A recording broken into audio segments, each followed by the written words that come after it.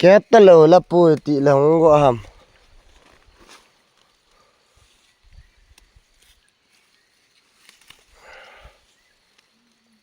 Hi all guys.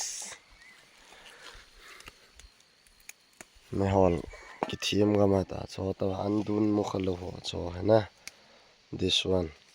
kung dong sit sanin tin. Kung dong sanin tin. Atui he o. Ine lek adu hon ki sit la lo yenga. Du lo hon sit la ki. Ta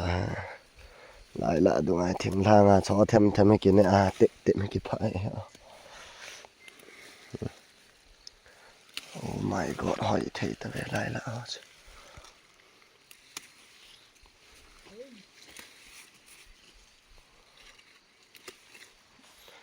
oh my god, English ho na vet sang cho lại na vet wa oh my god na ti chứ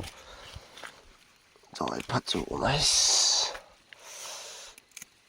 ê ha cái gì sa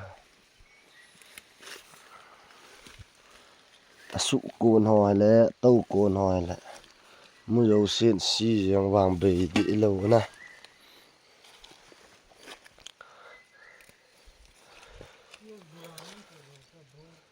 hả chỉ cho inung hòn la cho đa thà sao